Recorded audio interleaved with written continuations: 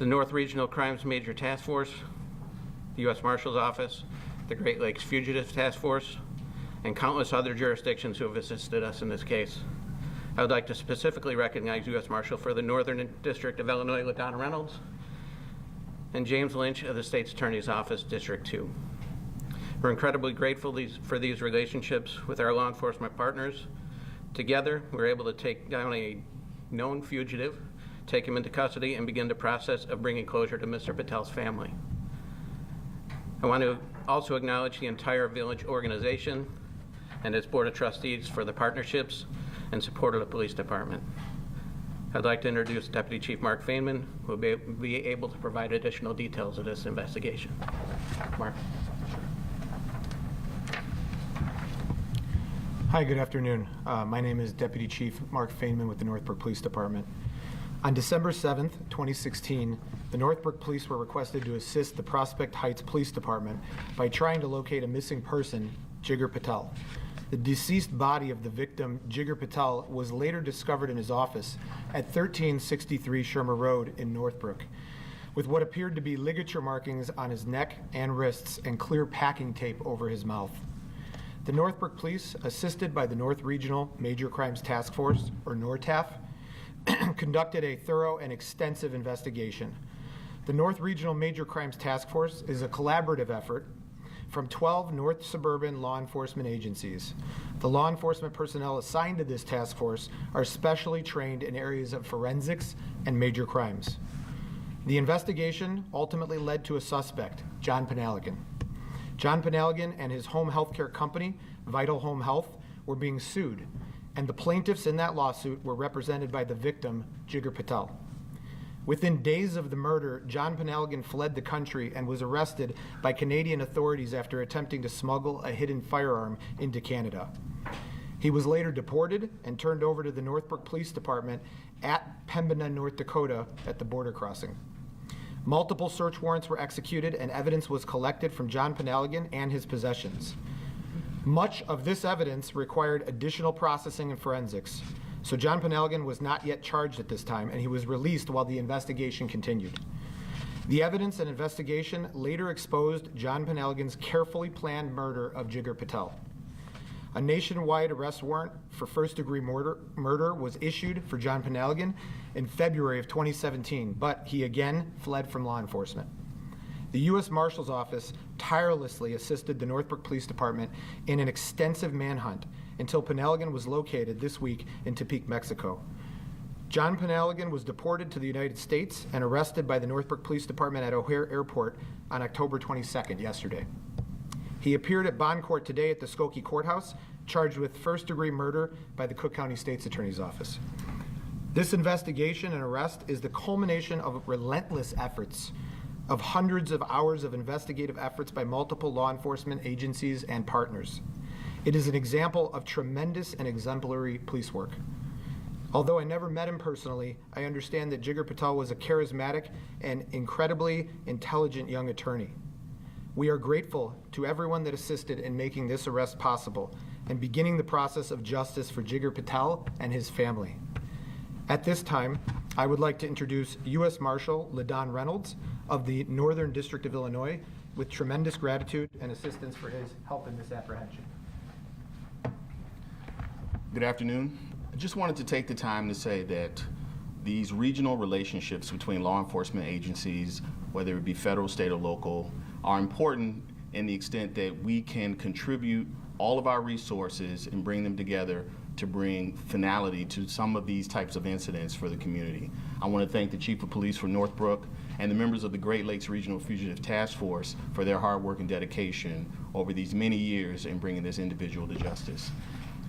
It also points to the fact that the Marshal Service has been doing this for almost 250 years, about 235 years at this time. And the bottom line is that if you're a fugitive from justice and you think that you're going to escape, you will not. You will be apprehended and you will be brought in by the Marshal Service. Thank you.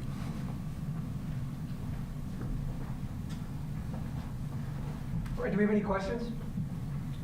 Yeah, can you give us, maybe somebody can speak to how it feels after all of these years to bring your suspect into custody, and if anybody's had any contact with Mr. Patel's family, what their reaction was to hearing this as well?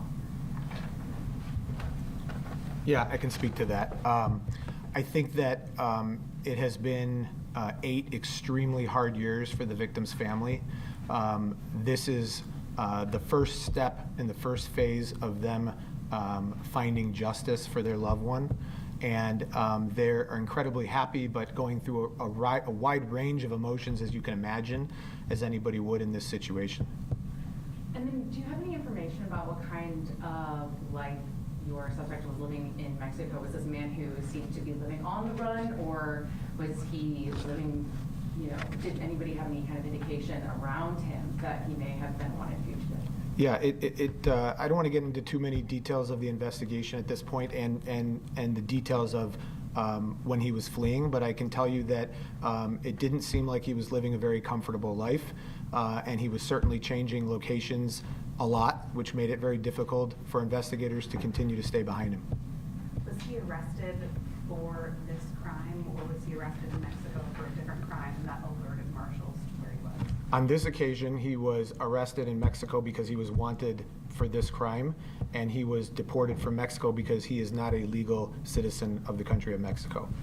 Is anybody going to have a claim on that $25,000 reward that had been issued? I don't know the answer to that question. That would be for the U.S. Marshals. Could you answer this question? We don't have any information on that at this time. Can you speak to the mentality of a suspect who tries to flee to Canada after this crime and then flees to Mexico, clearly trying to escape justice for what appears to be a really brutal murder of a beloved man? Yeah, I think you said it pretty well. It paints a picture of somebody who's trying to flee from justice.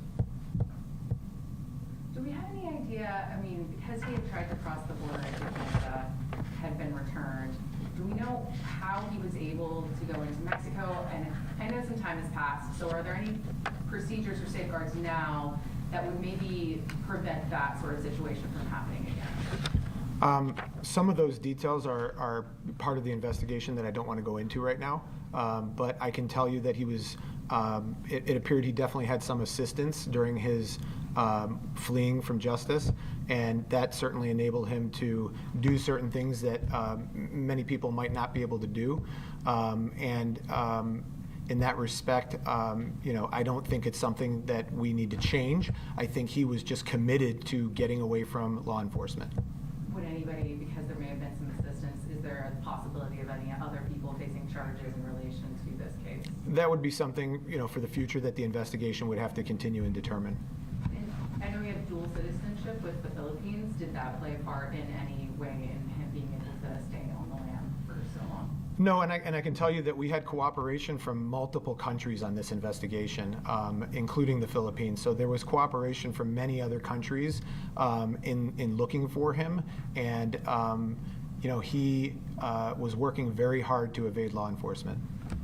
Can you speak to the work that went into finding him over these past many years? Is this daily updates, weekly updates? Can you let us shed a little light on how that works behind the scenes for police? Yeah, there's been work going on this case for the entire stretch of the 8 years. There were literally hundreds of law enforcement investigators and probably dozens of agencies that assisted us on this case. So tireless efforts by all of them for a very long time. Did you ever give up hope you'd find him? No.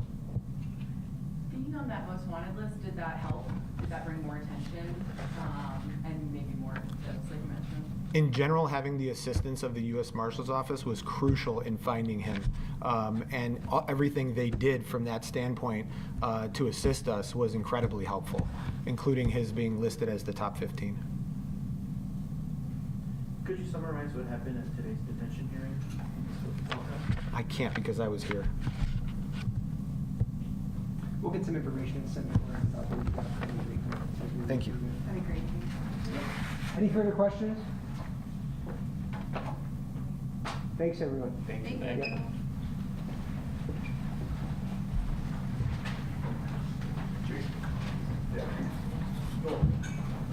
So, statement that you may have with respect to the proceedings. So,